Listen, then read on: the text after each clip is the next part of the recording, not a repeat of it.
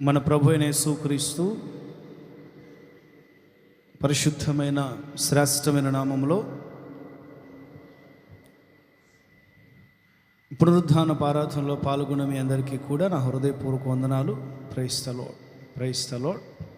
కొన్ని విషయాలు ఈరోజు నా దేవుని చరిత్రలో నుండి కొన్ని విషయాలు నేను మీతో చెప్పి సమయానికి నా సందేశం ముగించే ప్రయత్నం చేస్తాను. ముగింపు పరిశుద్ధాత్ముడు. హల్లెలూయా. బిగ్గరగా మనస్ఫూర్తిగా హల్లెలూయా. ఈరోజు నా దేవుని సందేశం బలము. చెప్పండి అందరూ, బలము, స్ట్రెంగ్త్. చెప్పండి అందరూ గట్టిగా, బలము.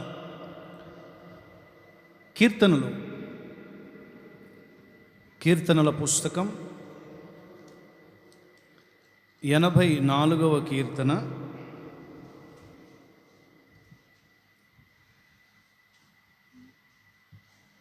5వ చరణం నేను చదువుతున్నాను, మీరు చూడండి.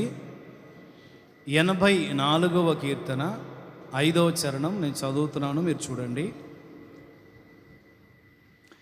నీ వలన బలమునందు మనుష్యులు ధన్యులు, యాత్ర చేయు మార్గములో వారికి అతి ప్రియములు. ఏమని చెప్పండి, చేతులుపుతూ గట్టిగా హల్లెలూయా. మంచిది. మనం ఇక్కడ గమనిస్తున్న వైపు చూడాలి. బలము చాలా రకాలు మనకు తెలుసు.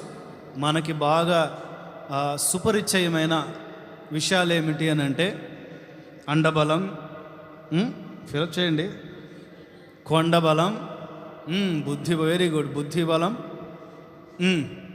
ఇంకా కుల బలం, మత బలం, రాజకీయ బలం, రకరకాల స్నేహ బలం. ఇంతమంది అంతమంది అలాంటి స్నేహితులు, కొంచెం బలము కలిగిన, భూ సంబంధంగా బలము కలిగిన వాళ్ళు ఎవరెవరైతే మనకి తోడుగా ఉన్నట్లుగా అనిపిస్తుంటారో వారందరి విషయాల్లో వారికి కలిగిన బలమే అదేదో మన బలములాగా భావించుకుంటూ ఉంటాం. ఈ బలములన్నీ కూడా మనకు ఒకానొక సమయంలో ఎలాంటి ప్రయోజనకరంగా ఉండవు అని కూడా మనకు తెలుసు. ఏదో ఫార్మాలిటీకి బతుకుతున్నాం కాబట్టి బతకాలి కాబట్టి ఫార్మాలిటీకి కొన్ని బలములను బలగములను ఆధారం చేసుకుంటాం. మనుష్యులంగా కొన్ని అవసరం అని అనిపిస్తాయి. చూడండి, బైబిల్ చెప్తుంది ఈ బలములలో ఏ బలము గురించి కూడా చెప్పట్లేదు, కానీ యేసయ్య వలన బలము పొందిన వారు ధన్యులు అని బైబిల్ చెప్తుంది.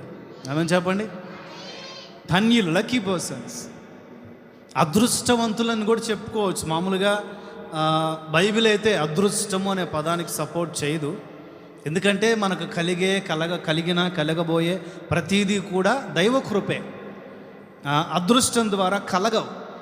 ఆయన మనకు కృపనివ్వటమే అదృష్టం. స్తోత్రం చెప్పండి.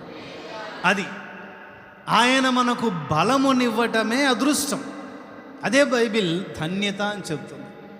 యేసయ్యా, నీ వలన బలము పొందిన బలవంతులు ధన్యులయ్యా. ఎందుకంటే ఆ బలం చచ్చిన తర్వాత కూడా వారి తరములను దేవుడిచ్చిన బలం వెంటాడుతుంది కదా. స్తోత్రం చెప్పండి గట్టిగా. ఇది వయస్సుతో సంబంధము లేని బలం.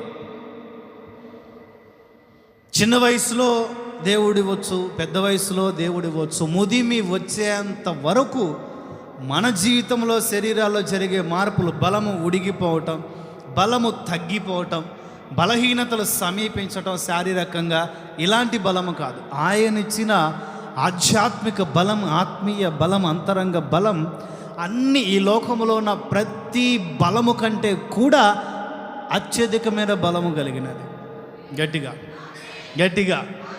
గట్టిగా అసలు ఈ బలము అంటే ఏంటి? ఆయన ఎవరిని బలపరుస్తారు, ఎలా బలపరుస్తారు, కొన్ని విషయాలు చెప్పేదానికంటే ముందు 2 రిఫరెన్సెస్ నోట్ చేసుకోండి. దినవృత్తాంతాలు 2వ పుస్తకం 16వ అధ్యాయం 9వ వాక్యం చదవండి. 2వ పుస్తకం 16:9.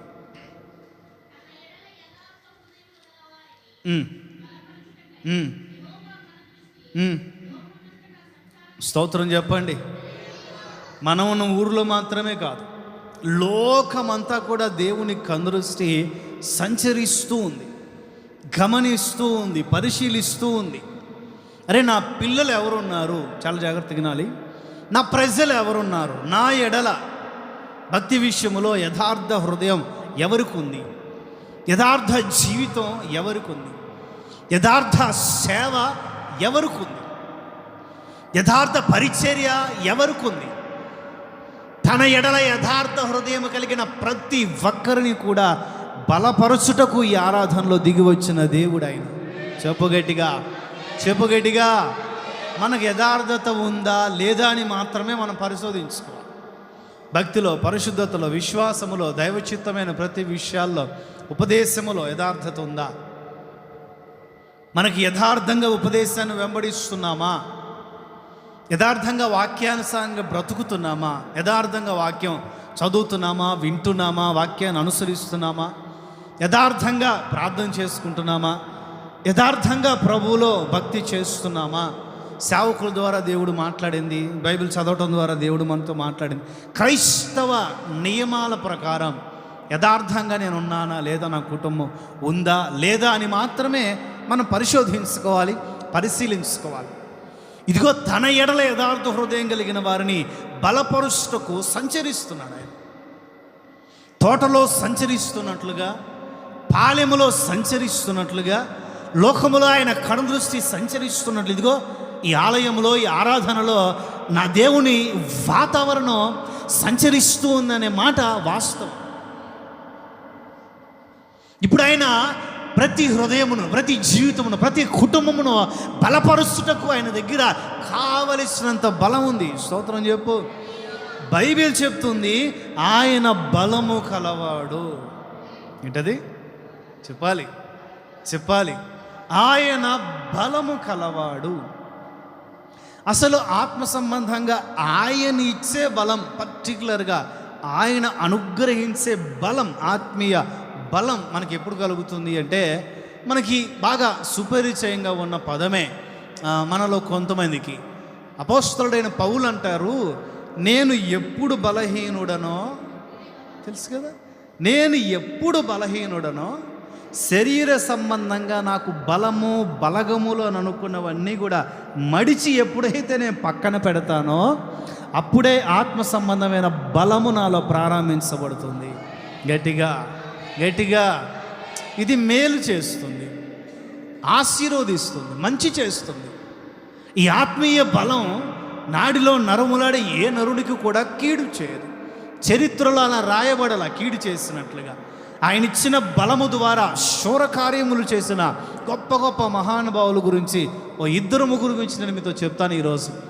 ఇప్పుడు నేను చెప్పిన రిఫరెన్స్ కొరింథీ 2వ పత్రిక 12:10 ఉంటుంది. నోట్ చేసుకుని ఇంటికి వెళ్ళి బాగా చదువుకోండి.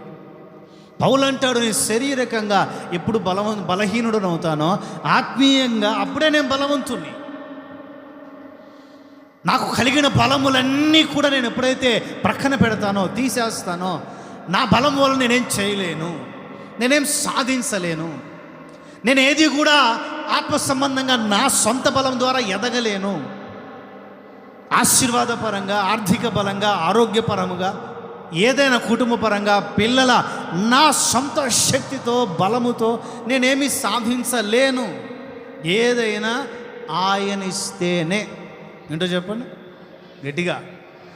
ఏదైనా ఆయన ఇస్తేనే. స్తోత్రం చెప్పు ప్రభు గట్టిగా. హల్లెలూయా. ఏదైనా కూడా ఆయన ఇస్తేనే బలం. ఎవరికి ఇచ్చాడు, ఏ విషయాల్లో ఇచ్చాడు, ఎందుకు ఇచ్చాడు, మనల్ని బలపరచడానికి ఎందుకు ఇష్టపడుతున్నాడు. బలము ఇస్తా, బలపరుస్తా అని అంటేనే ఆ సందర్భంలో బలహీనత అనేది అక్కడ చోటు చేసుకుంది అని అర్థం. బలహీనమైనప్పుడే ఆయన తన బలం ఇస్తాడు. బలహీనమైన ప్రతి సందర్భంలో నేనున్నానని భుజము తట్టి బలపరిచి తన శక్తితో నింపుతాడు. ఒక మనిషి ఎలా బలహీనుడవుతాడు, ఎలా ఆయన బలపరుస్తాడు, ఒక 3 విషయాలు దైవ చిత్తము ఉంటే 3 విషయాలు నేను మీతో చెప్పి సమయానికి ముగించే ప్రయత్నం చేస్తా. ఆత్మ చెప్పు సంగతులు చెవిగలవాడు మాత్రమే గ్రహించునుగాక. మొదటి వ్యక్తి ఎలైజా, బ్రాకెట్లో పరుగు ముగించుటకు అని నోట్ చేసుకోండి. రాజుల మొదటి పుస్తకం 18:46.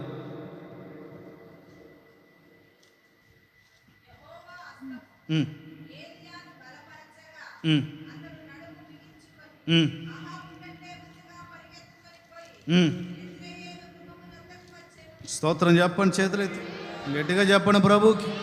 హల్లెలూయా. మనం చదువుకునే వాక్య భాగంలో మనకి ఒక శక్తి కలిగిన సేవకుడు కనిపిస్తారు. దేవుని కొరకు నడుము కొట్టుకున్న ఒక ప్రవక్త కనిపిస్తారు. ఎక్కడ పుట్టాడో తెలియదు, ఎలా తన జీవితం నడిచిందో తెలియదు, చరిత్రకు అవసరం లేదనుకున్నాడో ఏమో మనకు తెలియదు. జీవితానికి ఆది జీవనమునకు అంతము లేని మెల్కీసెదెకు ప్రతిష్టలో ఛాయారూపకంగా ఉన్న పాత నిబంధనలోనే సమర్పణ కలిగిన సేవకులకు నడుము కట్టుకున్న శక్తి కలిగిన ప్రవక్త. వాళ్ళ అమ్మ వాళ్ళ నాన్న పెళ్లి చేసుకోవయా బాబు అని అడిగారో లేదో తెలియదు, పెళ్లి చేసుకోవద్దు అని చెప్పారో లేదో తెలీదు. జీవితంలో ఎన్ని ఒడిదుడుకులు ఎదురైనా, ఎన్ని సమస్యలు ఎదురైనా, ఎన్ని ఇబ్బందులు ఎదురైనా, ఎంత ప్రసవ వేదనైనా ఈ పరిచర్య నాకు ఎంత ప్రసవ వేదనైనా, ఎంత గుండె బద్దలయ్యే నిందల అవమానాలు, కష్టములు, వేదన, సమస్యలు నా నెత్తి మీదకి వచ్చి పడినా, శత్రువు 430 మందిగా 450 మందిగా ఇంచుమించుగా శత్రు సమూహం 450 మందిగా నా కళ్ళ ముందు నిలబడినా, నేను ఒక్కడినే దేవుని కొరకు రోషము కలిగిన వాడిగా నిలబడగలుగుతాను. చెప్పగట్టిగా, చెప్పగట్టిగా. ఏమయ్యా ధైర్యం, ఏమయ్యా తెగింపు. అమ్మా బాబు లేరా, అమ్మా అయ్యా లేరా, నువ్వు చస్తే ఏడవటానికి, నువ్వు బలహీనమైతే నీ కొరకు కృంగిపోవటానికి నీకు వెనక ముందు ఎవరు లేరా? ఆయన అంటాడు, ఎవ్వరూ లేరు. నేను ఒక ప్రతిష్ఠితమైన సేవకుణ్ణి. నా జీవితం అంతా ప్రభు పాదాల దగ్గర, ప్రభు బలిపీఠం దగ్గర పెట్టిన ఏక్ నిరంజన్. స్తోత్రం చెప్పండి, గట్టిగా చెప్పండి, గట్టిగా చెప్పండి. బ్రతికితే ప్రభు, చచ్చినా ప్రభు అనే సమర్పణలో బతుకుతున్నవాను నేను. చెప్పు గట్టిగా, చెప్పు గట్టిగా, చెప్పు గట్టిగా. శత్రువులకు వ్యతిరేకంగా, బయలు ప్రవక్తలకు వ్యతిరేకంగా, అన్ని జనులకు వ్యతిరేకంగా, అందరికీ, అంటే దేవునికి వ్యతిరేకంగా ఉన్న ప్రతి ఒక్కరికి వ్యతిరేకంగా నిలబడిన సందర్భం అది. ఒక పెద్ద పోరాటం, ఒక పెద్ద సమస్య. అధ్యాయమంతా మనం చదువుకుంటూ వస్తే దేవుని ప్రజలు 2 తలంపుల మధ్యలో నడుస్తూ ఉన్నారు. దేవుని ప్రజలు అటు ఇటు అన్నట్లు అంటున్నారు. దేవుని ప్రజలు ఏ ఎండకి ఆ గొడిగేస్తున్న భక్తిహీన స్థితిలో దిగసారిపోయి ఉన్నారు. ఇటు మేలు జరిగితే ఇటు, ఇటు మేలు జరిగితే ఇటు, 2 తలంపులు. చాలా ప్రమాదకరమైన స్వభావం అది, ఈ 2 తలంపులు కలిగిన స్వభావం. గోడ మీద పిల్ల ఇటైతే ఇటు, ఇటైతే ఇటు అన్నట్లు ఉంటున్నారు. చాలా ప్రమాదం. వేదన పడుతున్నాడు. ఎన్నో వర్తమానాల ద్వారా, ఎన్నో పత్రికల ద్వారా, ఎన్నో వ్రాతప్రతుల ద్వారా రాత్రి పగళ్ళు మోకాల సందులో తలపెట్టి, పురాతన దినములలో, ఇప్పుడు మనకు తెలీదు, పురాతన దినములలో ప్రసవ వేదన పడే స్త్రీ బిడ్డ బయటికి రావటానికి ఉండవలసిన ఆ భంగిమ, కూర్చోబెట్టి బిడ్డ బయటికి రావటానికి ప్రసవ వేదన ప్రెస్ చేస్తూ ఉంటారు. మోకాళ్ళ మీద ఉండి మోకాళ్ళ సందులో తలపెట్టి, దేవుని ప్రజలు రక్షించబడాలి, దేవుని ప్రజలు ఒక తాటి మీదకి రావాలి, దేవుని ప్రజలు రోషము కలిగిన దేవుని వైపు మాత్రమే చూడాలి, అనవసరమైన పద్ధతులు, ఆచారాలు, అనవసరమైన విషయములలో తలదూర్చకూడదు, బ్రతికితే ప్రభు కొరకు బ్రతకాలి. ఆ పర్వతం మీద ప్రవక్త నిలబడి కేక వేసి ప్రజలకు అందిస్తున్న శుభ సమాచారం. అయ్యా, మీరు అలా ఉంటాం, మీ క్షేమం కాదు, జాతి క్షేమం కాదు, సంఘ క్షేమము కాదు. ఉంటే యెహోవాయే దేవుడు అన్నట్లుగా ప్రభు వైపు ఉన్నాడు, లేదంటే మేము ఇటు పోతాం అని అంటే పోండి. 2 తలంపులు అంత మంచివి కాదు. ఉంటే చల్లగా ఉండు, పో, నీ సావు నువ్వు జావు. వెచ్చగా ఉండు, ఇటు కూడా నీ సావు నువ్వు జావు. నులువెచ్చగా ఉండాల్సిన పని లేదు. అదంత క్షేమకరమైన ఆలోచన కాదు. నీ ఆత్మీయతగా నీ కుటుంబమునకు మేలు చేయగలిగే ఆలోచన అదైతే కాదు.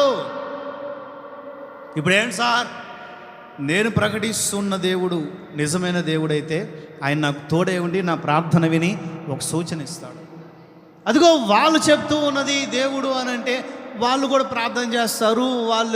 వాళ్ళ దేవుడు వారు ప్రతిఫలం ఇస్తాడు. వాళ్ళ దేవుడు ప్రతిఫలం ఇస్తే నేను కూడా వాళ్ళ దేవుని నమ్ముకుంటాను. కానీ నా దేవుడు ప్రతిఫలం ఇస్తే మీరందరూ కూడా నా వైపు వచ్చేసేయాలి. సరే సార్, చావుకునికి ఎంత పెద్ద బాధ వచ్చి పడిందో చూడండి.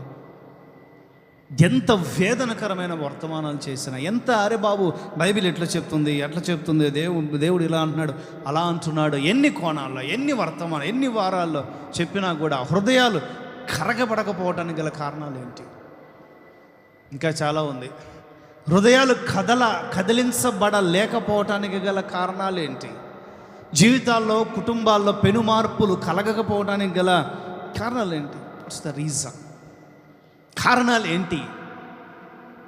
రోషం కలిగిన సేవకుడిగా, ప్రసవ వేదన కలిగిన సేవకుడిగా, ప్రార్థనాపరుడైన సేవకునిగా, పర్వతముల మీద ప్రార్థన చేసే ఒక రోషము కలిగిన ప్రార్థనాపరుడైన సేవకునిగా, రోషము గలవాడనై అని ప్రభు కొరకు ఎన్నో పరీక్షలు, నిందలు, అవమానాలు. చిన్న ఆడమనిషి ఏమండి, ఆడవాళ్ళు సవాలు చేస్తే పారిపోక ఏం చేస్తామండి? ఏమండి, మగవాళ్ళు సవాలు చేస్తే రారా చూసుకుని అనొచ్చు. ఆడవాళ్ళతో మగాళ్ళు పోరాడతారండి, ఏనా పోరాడతారు ఆడపిల్లలతో? ఇప్పుడు మీ ఇళ్ళల్లోనే ఇద్దరు గొడవ ఆడుకుంటున్నారు అనుకోండి, వెంటనే ఆంటీ గారు బయటకు వచ్చారు అనుకోండి, అక్కడ పిలిచేస్తారు వెంటనే బయటికి, నువ్వు వచ్చేసిన వాళ్ళకు అని. అండి, అవునంటారా కాదంటారు మీరు చెప్పండి? మళ్ళీ వాళ్ళ ఇంట్లో పురుషుడు వచ్చాడు అనుకోండి, ఆంటీ పిలుస్తుంది వెంటనే, నువ్వు వచ్చేసాడు. మీ ఇళ్ళల్లో జరిగేవి అట్లుంటే మరి సేవకుడు అయిన ప్రతిష్ఠితుడు, సమర్పణ కలిగి జీవితాంతం బ్యాచులర్గా దేవుని కొరకు నడుము కట్టుకునే సేవకుడు ఇంకెంత మెలకుగా ఉండాలి? ఆడపిల్ల, ఒక ఆడ మనిషి, ఇంకా విసలని చాలా అంటుంటే మనం అనకూడదులే, కానీ ఓ దరిద్రపు మనిషి ఏదో చంపేస్తుంది ఇదని ఉత్తరం రాస్తే ప్రభు పాదాలు పట్టుకొని వేడుకొని తగ్గించుకొని ఎక్కడికో దూరంగా పోయి, అరే నాకు ఉత్తరం రాసిన విషయం నాకంటే ఎక్కువగా ప్రజలందరికీ తెలుసు కదా, ప్రజలందరూ పోయి నా పక్షాన మాట్లాడవచ్చు కదా, ఎందుకు మాట్లాడలేక? ఎందుకని చలనం కలగట్ల ప్రజల్లో భక్తి విషయమే అని. చాలా బాగా పోరాడిన వ్యక్తి అండి. వాళ్ళ అమ్మ ఎవరో, నాన్న ఎవరో తెలియదు. ప్రతిష్ఠించుకున్న సేవకులకి అమ్మ నాన్న ఎవరండి చెప్పండి? విశ్వాసులే కదండి. ఎవరు అమ్మ నాన్న? ఎవరు?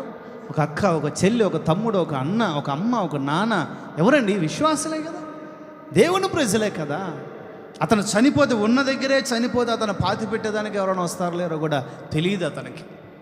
అయినా దేవుని కొరకు రోషంగా నిలబడి ఇలాంటి పరీక్షలు, పరిస్థితులు అన్నీ ఎదుర్కొని, ఇదిగో ఒకరోజు అతని గురించి రాయబడిన మాట ఏంటంటే, రథము కంటే ముందుగా పరిగెత్తగలిగిన యాజకుడు ఆయన. కొట్టు గట్టిగా. యాజకుడు కాదు, ప్రవక్త. కొట్టు. రథము కంటే ముందుగా పరుగును ముగించగలిగిన శక్తి కలిగిన సేవకుడు. స్తోత్రం చెప్పు.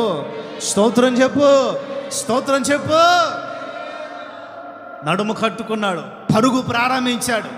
ఇక ఎన్ని విపత్తులు, ఎన్ని సమస్యలు, ఎన్ని ఎదురైనా ఇక వెంటనే మబ్బులు కమ్ముకుంటూనే వర్షం పట్టాను. తీవ్రమైన ప్రచండమైన వర్షం పట్టానికి మబ్బులు కమ్ముకోబోతున్నాయి.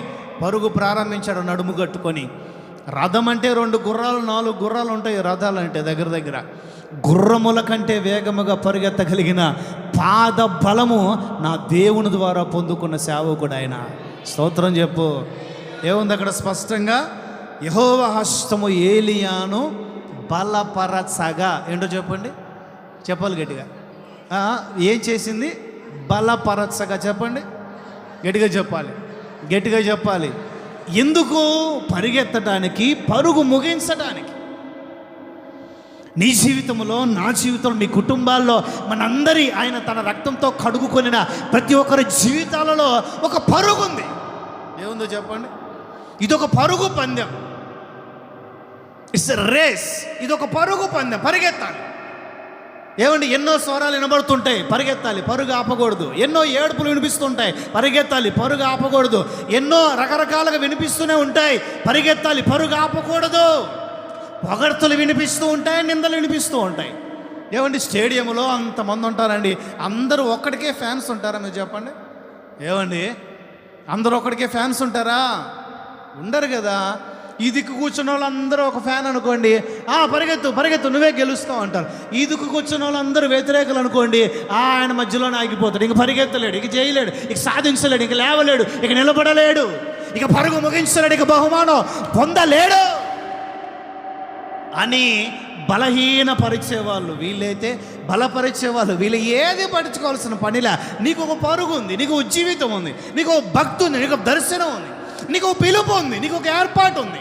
ఆయన తన రక్తంతో నేను ఊరికే కడుక్కోవాలా, నీ కుటుంబాన్ని ఊరికే ఏర్పాటు చేసుకోవాలా, ఏదో నామమాత్రంగా ఉన్నాం, పుట్టాం, బతికాం, ఎదిగాం, చచ్చాం అనేటట్లుగా హోసన్న విశ్వాసులు అయితే ఉండకూడదు. వినిపించట్లా హోసన్న విశ్వాసులు అయితే అలా ఉండకూడదు. పెను మార్పులు కనిపించాలి, పరుగులో వైరాగ్యం కనిపించాలి. చూడండి, ఒక ఇద్దరు ముగ్గురు చెప్తా, పాపం వీళ్ళు ఎందుకు పుట్టారో, ఎందుకు పరిగెత్తుతారో పాపం నాకు అర్థం కాలేదు, వాళ్ళకు కూడా అర్థం కాలేదు. మీకేం అర్థమైతే చెప్పండి. సమూయేలు 2వ పుస్తకం 2:18. సమూయేలు 2వ పుస్తకం 2:18.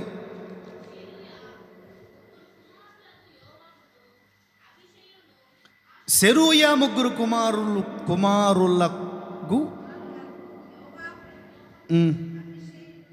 అక్కడ కు అన్న పదం తప్పుపడిందండి ప్రింటింగు. అక్కడ గు పడాలి. అంటే దానికి అర్థం ఏంటంటే, సెరూయా అనే ఆమె స్త్రీ, సెరూయా అనే ఆమె స్త్రీ దావీదు వాళ్ళ అక్క. ఎవరు చెప్పాలి. దావీదు వాళ్ళ అక్క. సెరూయా ముగ్గురు కుమారులకు యోవాబును, అబీషయును, అశాహేలును అచ్చట నుండిరి. అశాహేలు అడవి లేడి ఎంత తేలికగా, కొండలలో నుండే లేడి ఎంత తేలికగా, అడవిలో పరుగెత్తే లేడి జింకంత తేలికగా పరుగెత్తగలిగిన పాదవేగం కలిగిన వాడండి. చెప్పండి, ఇప్పుడు నా వైపు చూడండి. అశాహేలు ఎవరు? అశాహేలు అడవి లేడి ఎంత తేలికగా పరిగెత్తగలిగిన పాదవేగం కలిగిన వాడు. హుస్సేన్ బోల్ట్ కంటే పవర్ఫుల్ మనోడు. కానీ ఈ పరుగు ఎక్కడ ఉపయోగించాలి? దేవుని కొరకు పరిగెత్తడానికి కదా. ఒక తలాంతు, ఒక వరం, ఒక చాతుర్యం. ఏమండి, ఒక పని దేవుడు మనకి ఎందుకు ఇస్తాడు? దేవుని పని కొరకు వాడటానికి కదా, దేవుని నామ మహిమ కొరకు వాడటానికి కదా ఆయన నీ చేతిలో అది పెట్టేది. నీకు పరిగెత్తగలిగిన గుణం, అందరికంటే వేగంగా పరిగెత్తగలిగిన గుణం, వాక్యం అందరికంటే ఎక్కువగా అర్థం చేసుకుంటాం. ఏంటో చెప్పండి, వాక్యం చెప్పేటప్పుడు అందరికంటే ఎక్కువ విశాల హృదయంతో ఎక్కువసేపు వింటాం, ఎక్కువ అర్థం చేసుకుంటాం. సేవకుల మనస్సుని పసిగడతాం. కొంతమంది లేఖనాలను ఎక్కువగా అర్థం చేసుకుంటాం. చదివిచ్చాడు దేవుడు, జ్ఞానం ఇచ్చాడు దేవుడు, వివేకం ఇచ్చాడు దేవుడు, కుటుంబం అంతా రక్షించాడు దేవుడు. ఇవన్నీ అడవిలేడి ఎంత తేలికగా పరుగెత్తగలిగిన స్వభావాలు. స్తోత్రం చెప్పండి. మరి ఈ చాతుర్యాలన్నీ కూడా దేవుని మహిమ కొరకు వాడుకుంటున్నామా? మరి దేనికి వాడుకుంటున్నాం? ఈ అబ్బాయి, కుర్రోడు, చిన్నపిల్లోడు, దావీదు మేనలలో 3వ వాడు, చిన్నోడు, అడవి లేడి అంత వేగంగా పరిగెత్తగలిగిన వేగం ఉంది. కానీ ఇతను పరుగెత్తగలిగిన గుణం ఎక్కడ ఉపయోగించాలో అక్కడ ఉపయోగించట్లా. ఇతను ఏం చేస్తున్నాడు? అబ్నేరు అని చెప్పబడే ఒక సైన్యాధిపతిని, ఒక సైనికుడిని తరుముకుంటూ పోతున్నాడు. మరి బాబు, మీ తాత ఆయన యుద్ధములో, మీ తాత అబ్నేరు, మీ ముత్తాతతో సమానం అబ్నేరు. వయసులో, అనుభవంలో, వాక్యంలో, జ్ఞానంలో, యుద్ధంలో అన్నింటిలో నైపుణ్యం కలిగిన వాడు అబ్నేరు. నువ్వు అబ్నేరును తరుముకుంటూ పోతావు. మూతి మీద మీసాలు కూడా సరిగ్గా వచ్చుండవు. ప్రతి ఓడికి లేఖనాల పరిశోధనే కావాలి. యూట్యూబ్ ఒకటి తగలబడింది, ఫేస్బుక్ ఒకటి తగలబడింది. ప్రతి ఓడు వీడియో ముందుకు వచ్చి ఎవరికి సంబంధించింది వాడు చెప్పుకుంటూ లేఖనాలు, మూతి మీద మీసాలు కూడా సరిగ్గా వచ్చుండవు. నేను మొన్న వచ్చుంటే 20-30 ఏళ్ళు ఉండవు. ఎంతో అనుభవజ్ఞులు, ఎంతో కృప కలిగిన వారు, ఎంతో వరములు కలిగిన వాళ్ళే గుట్టుగా వాళ్ళ సేవలు చేసుకుంటూ శుభ్రంగా ఉంటే పని లేక, పాట లేక, సువార్త సేవ లేక, వాక్యాలు చెప్పడం చేతక ఒక గంట వాక్యం చెప్పిన దాఖలాలు వాళ్ళ వీడియోలో ఏంలో కనపడం. ఒక గంట ఆ సబ్జెక్ట్ మీద నిలబడి చెప్పినాయి. అడవి లేడి ఎంత పాదవేగం ఉంది ఎక్కడ ఉపయోగించాలో తెలియట్లా. స్తోత్రం చెప్పండి, ఇవ్వండి గట్టిగా. 2వ పాయింట్ 3వ పాయింట్ కూడా ఉంది. ఇప్పుడు కాదు ఇంకా ఉంది. అడవి లేడి ఎంత పాదవేగం. అబ్నేరు వెనకాల తల నెరిసిన నాయకుడి వెనకాల పరిగెత్తుంటే అబ్నేరు అంటాడు, చిన్నోడా వద్దు నాన్న, మీ అన్నకి నాకు ఇప్పుడే సమాధానం కలిగేటట్లుగా ఉంది, నువ్వు ఇప్పుడు చెడగొట్టొద్దు అవన్నీ, వద్దు నాన్న. లేదు నేను లేపేస్తాను, నేను పొడిచేస్తాను, నేను అది చేస్తా ఇది చేస్తా, పరిగెత్తుతానే ఉన్నాడు. వద్దమ్మా, నువ్వు నా మీద గెలవలే, చిన్నపిల్లడు నా మీద గెలవలే, వద్దని ఎంత చెప్పినా వినలా. పరిగెత్తి చిట్ట చివరికి అబ్నేరు వెనక్కి తిరిగి ఈటతో పొడిస్తే, ముందు పొడిస్తే వెనకాల వచ్చింది ఈట, పక్కలో ఈ కడుపులో పొడిస్తే వెనక్కి వచ్చింది ఈటే. ఎందుకు ఈ మాత్రం దానికి మనకి? ఇతని పరుగు ఎక్కడ ఉపయోగించాలి చూడండి. వాక్యము కానీ, వాక్య జ్ఞానం, వాక్య ధ్యానం, దేవుని ఉపదేశములో నాటబడిన అనుభవాలు, ఇవన్నీ మీకు తగ్గింపు జీవితం, లోబడే స్వభావం, వినయ విధేయతలు కలిగిన భక్తి అనుభవాల్లో మీ జీవితాలు నడిపి మనుష్య కుమారుడు వచ్చినప్పుడు ఆయన ముందు నిలబెట్టాలే కానీ అనవసరమైన గర్వాలకు, అనవసరమైన అహాలకు చోటిచ్చి జీవితాన్ని పాడు చేసుకోకూడదు. ఆత్మీయ గర్వం అంటారు దాన్ని. ఏంటి వినిపించట్లా? మీరు కరెక్ట్గా ఫీడ్బ్యాక్ ఇస్తే రిప్లై ఉంటేనే సప్లై ఉంటుందా? ఇక్కడ ఇంకొక ప్రబుద్ధుడు ఉన్నాడు చూడండి. సమూయేలు 2వ పుస్తకం 18:23. ఇది దావీదు సైన్యానికి సంబంధించి. ఇది కూడా అక్కడ మనకి ఇంచుమించుగా మీరు నోట్ చేసుకోండి, 19 నుంచి ఒక విషయం స్టార్ట్ అవుతుంది. 19 నుండి అక్కడ చాలా సందర్భాల్లో పరుగెత్తి అనే మాటలు చివరి వరకు కూడా 33 వరకు, 19 నుండి 33 వరకు కూడా మీరు నోట్ చేసుకోండి.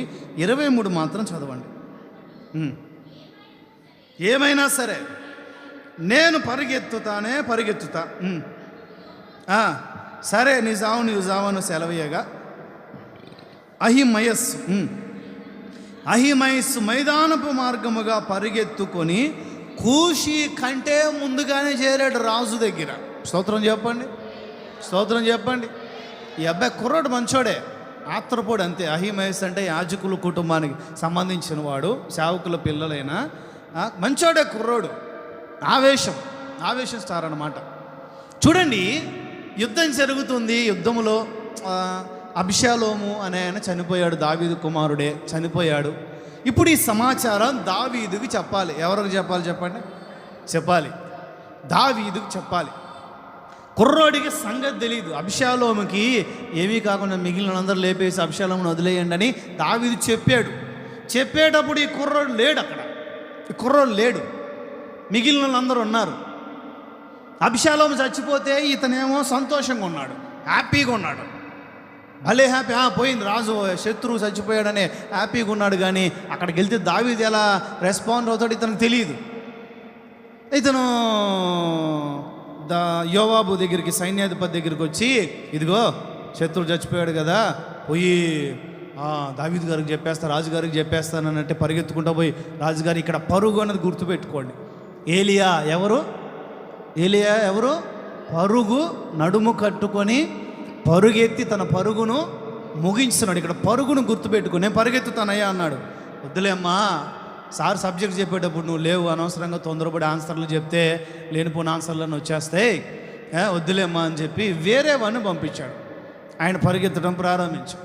ఈ కుర్రోడు వదలట్లేదే, ఆయన చుట్టూ తిరుగుతాడు. నేను కూడా పరిగెత్తాను. అరే బాబు, నీకు పరిగెత్తే దాంట్లో సబ్జెక్ట్ లేదమ్మా, నీ దగ్గర వర్తమానం లేదు, ఎందుకు తొందరపడతావు?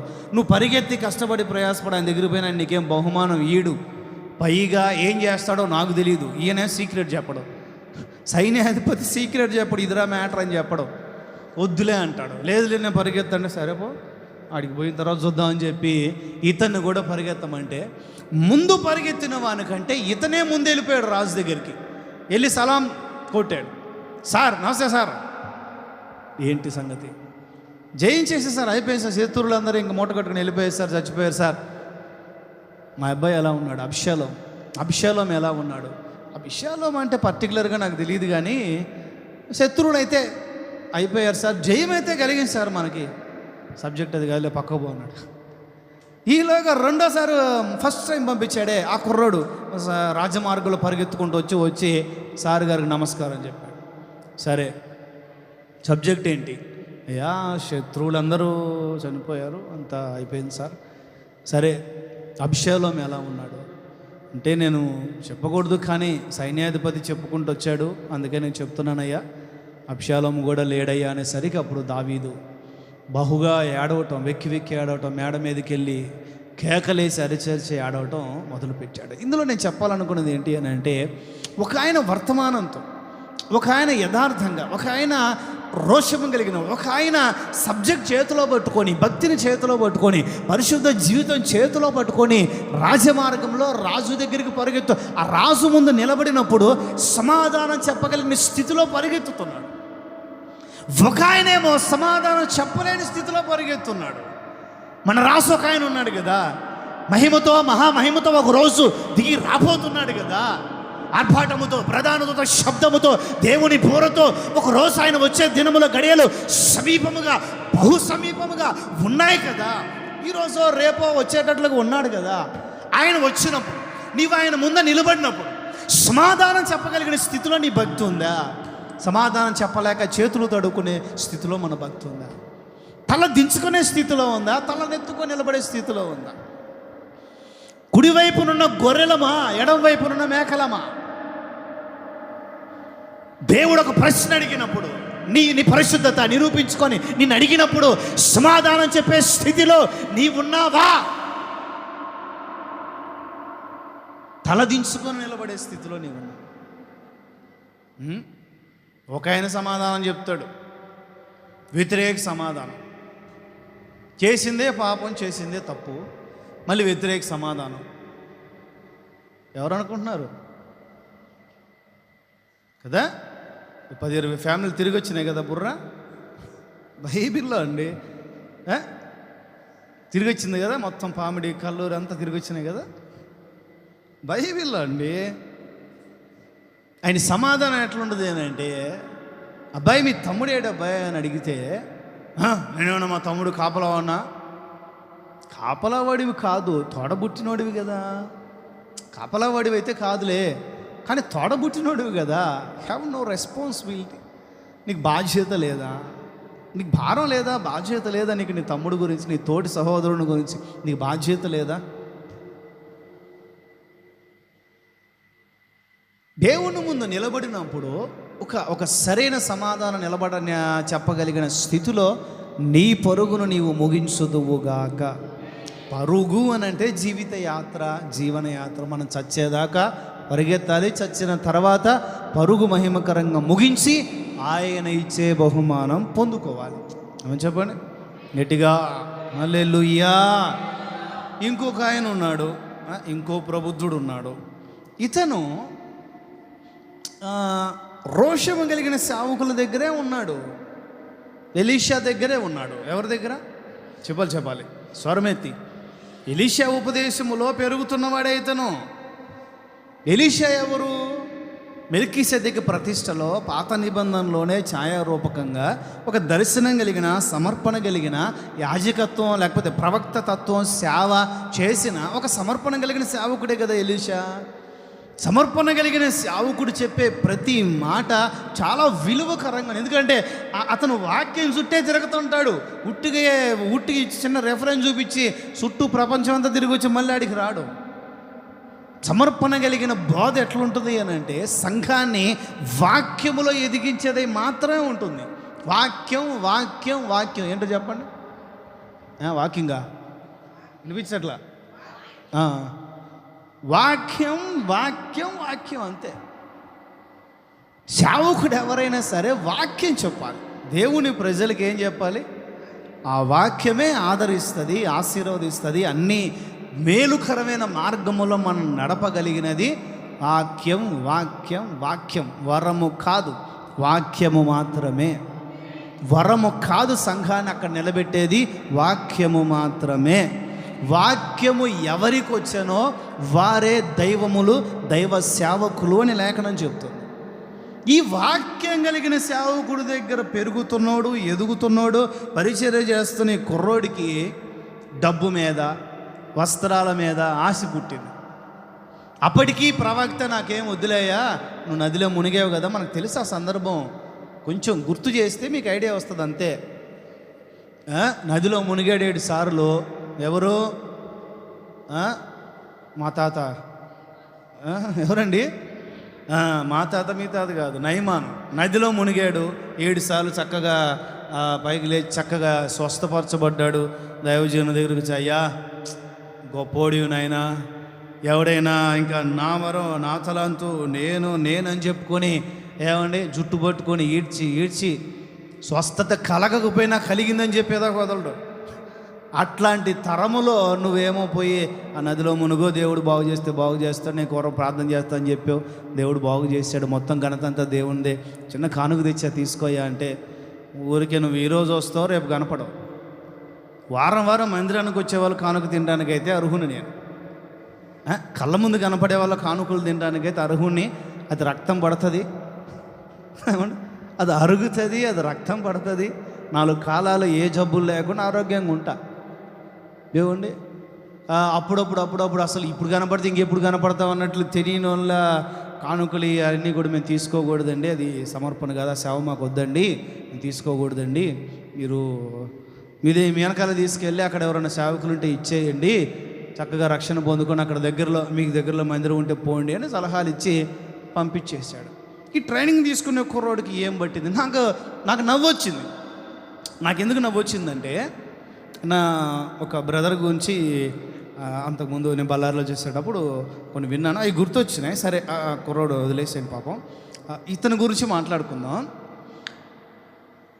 నా యజమానుడు, మా పాస్టర్ గారు, మా పెద్ద పాస్టర్ గారు, నాకు ట్రైనింగ్ ఇచ్చే మా పెద్ద పాస్టర్ గారు ఇంత పెద్ద విలువైన కానుకలు వద్దనుకున్నాడు. నేను పరిగెత్తుకొని పోయి, ఏంటది, దేని కొరకు?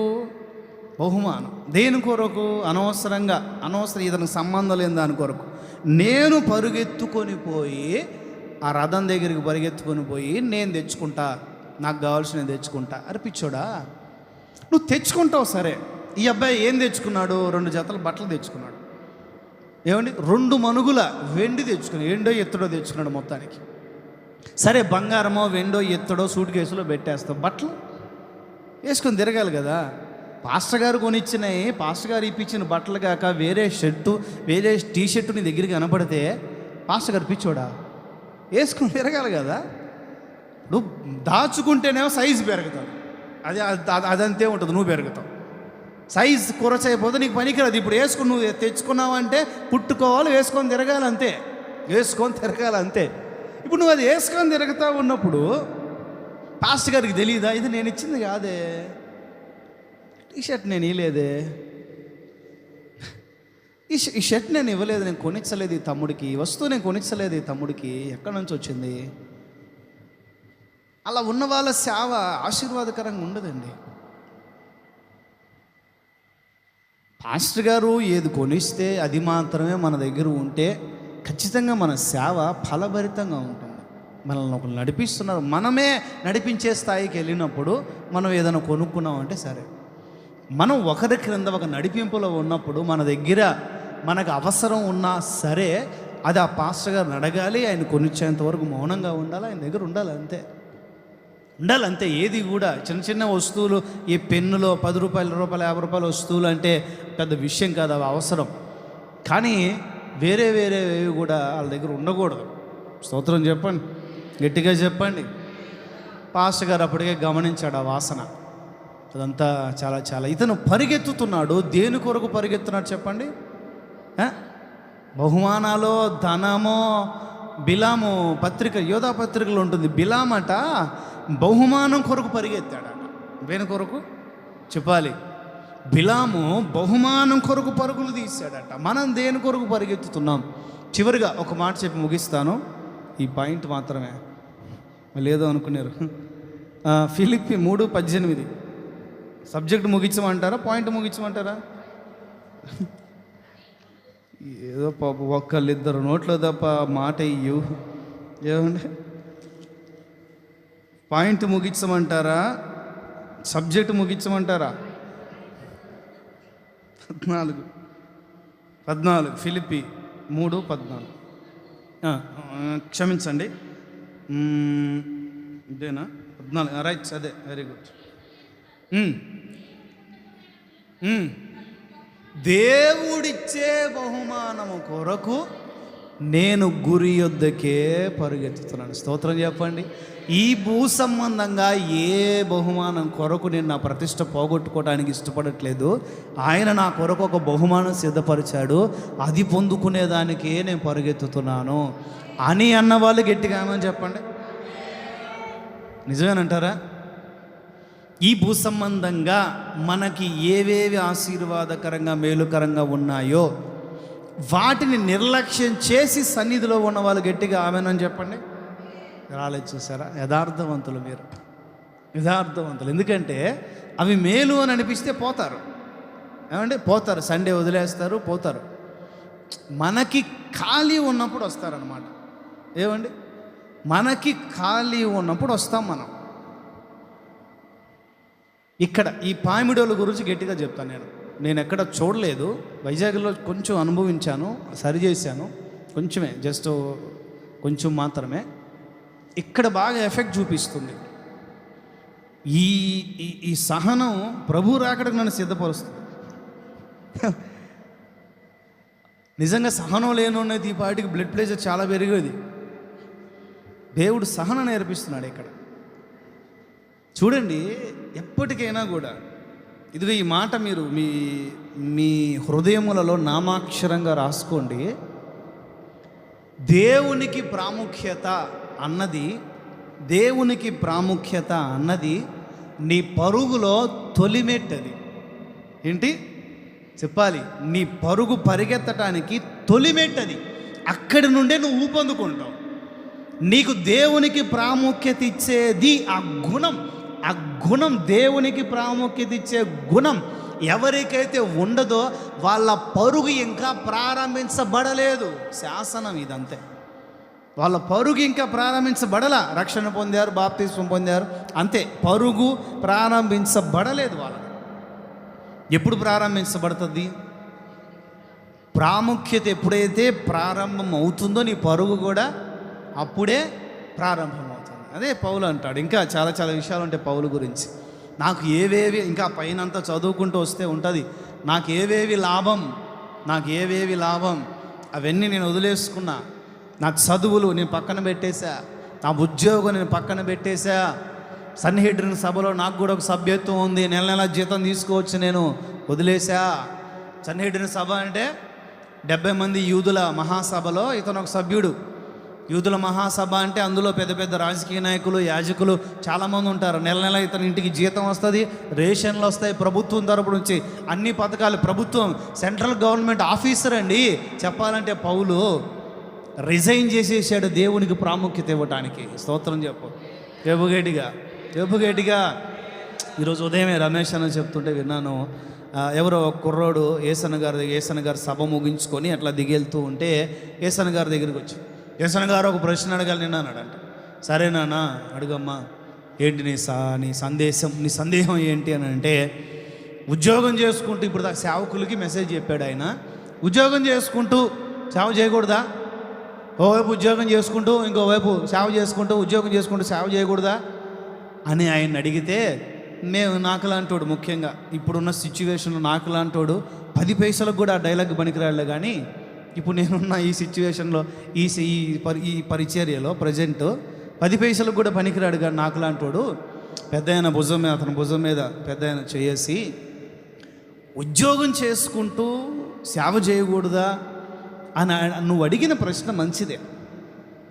చూడు, 40 సంవత్సరాలుగా నా 18వ 17వ ఏట 18వ ఏట నేను ఈ మహిమ కలిగిన పరిచర్యలు అడుగుపెట్టాను. 40 సంవత్సరాలుగా నేను ఈ పరిచర్య చేస్తున్నాను.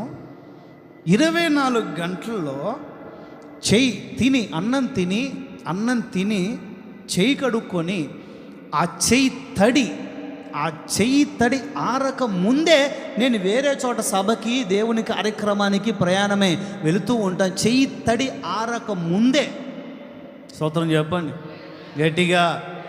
ఈ 24 గంటల్లో కడుక్కున్న చెయ్యి, అన్నం తిని కడుక్కున్న చెయ్యి తడి ఆరనంత బిజీ స్కెడ్యూల్లో కూడా ఇంకా నా పరిచర్య మిగులుందనే దిగులు నా గుండెల్లో ఉంది.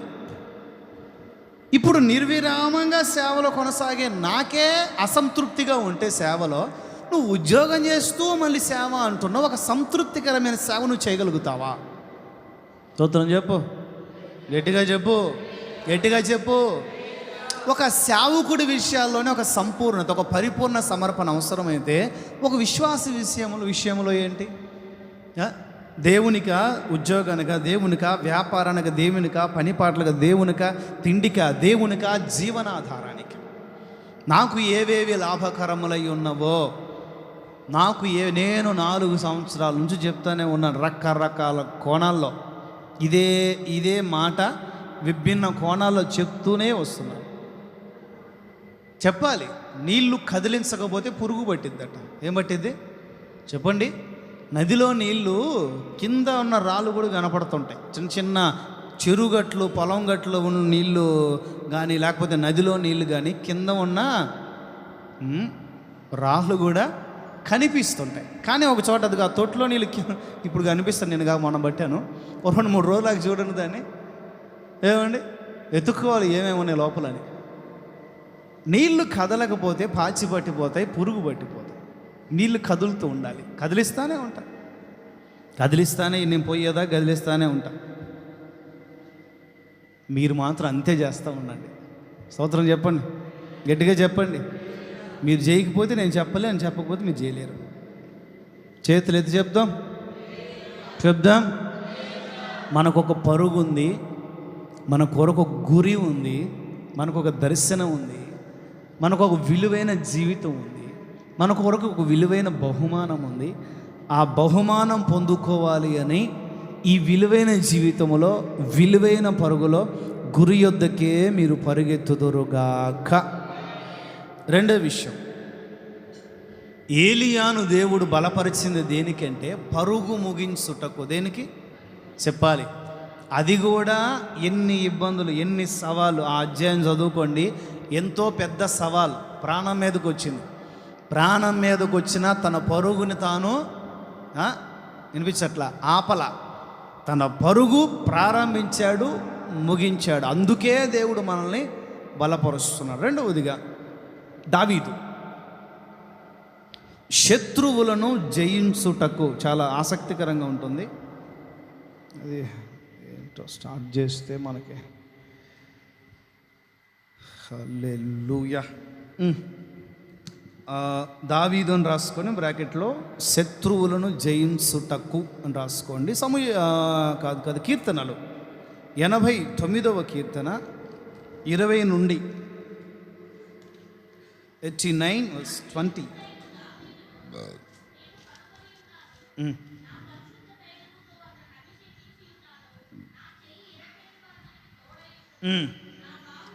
నా బాహుబలము అతనిని బలపరుస్తుంది, కాబట్టి ఏ శత్రువు అతని మీద జయమునందడు, దోషం మోపేవాడు అతనిని బాధపరచరు. స్తోత్రం చెప్పు ప్రభువుకి.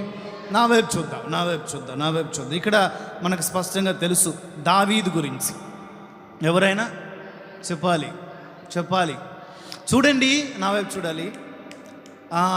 మామూలుగా ప్రతి మనిషికి ఏదో ఒక పూర్వకంగా శత్రుత్వం అనేది ఉంటూనే ఉంటుంది.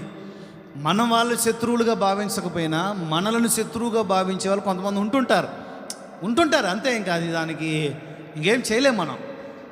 కానీ ఒక మనిషి జీవితంలో ఇంకా లెక్కకు మించిన శత్రువులు ఎవరైనా ఉన్నారనంటే అది దావీదు ఒక్కడే. కానీ ఇతను ఏ ఒక్కడిని కూడా శత్రువుగా చూసినవాడు కాడు. పిల్లనిచ్చిన మామ ఒక రకమైన శత్రువు, అన్నలు ఇంకొక రకమైన శత్రువులుగానే ఉండిపోతున్నారు. తన దగ్గరే మేనల్లుళ్ళు అభిషేక్ కానీ లేకపోతే యోవాబు కానీ తన దగ్గరే ఉండి తనకు గోతులు తీస్తూ శత్రువులుగా ఉన్నారు. కన్న కొడుకే కసాయి వాడే కత్తి చేత పడ్డాడు. ఎవరైనా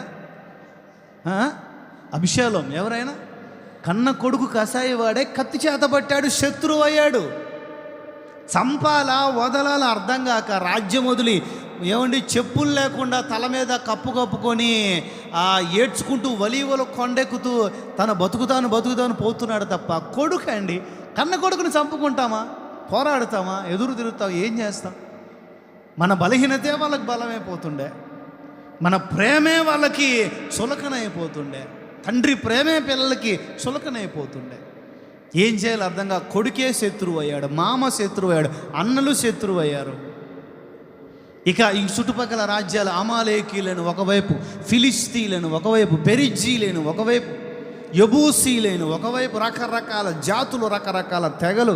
పాపం ఈ మనిషి బతుకులో ఈ మనిషి బతుకులో మామూలుగా ఆ రోజుల్లో మనిషి ఎన్ని సంవత్సరాలు బతుకుతాడండి? మహా అయితే 100. కానీ ఈ మనిషి ఎన్ని సంవత్సరాలు బతికాడు తెలుసా? 70. ఏంటండి 70. పోరాడి రేఖలు అరిగిపోయినాయి, యుద్ధాలు చేసి పోరాడి ఆయుష్ తరిగిపోయింది, రక్తం కరిగిపోయింది శరీరంలో. మంచి ముదిమి అన్నట్లుగా ఉంటుంది కానీ 70 సంవత్సరాలండి. ఎన్ని సంవత్సరాలు చెప్పాలి? 70 ఏళ్ళండి.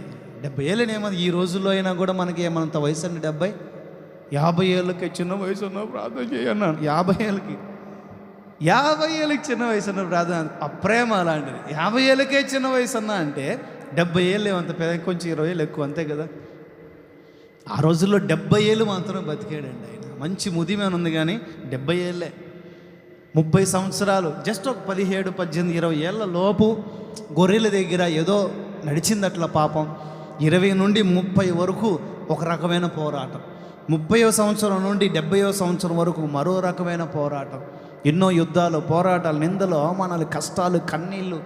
కుటుంబంలోనే పిల్లలు వేరై, కుటుంబంలోనే ఆడపిల్లలను పాడు చేస్తున్న పరిస్థితి, కుటుంబంలోని సహోదరులు చంపుకుంటున్న పరిస్థితులు, కుటుంబంలోనే భార్యలు వ్యతిరేకంగా, ఆమె అంటే ఈమెంటే ఆమెకు పడదు. రాజులేమో ఆ రోజుల్లో ఎక్కువ మంది చేసుకోవాలని పర్మిషన్ ఉండే.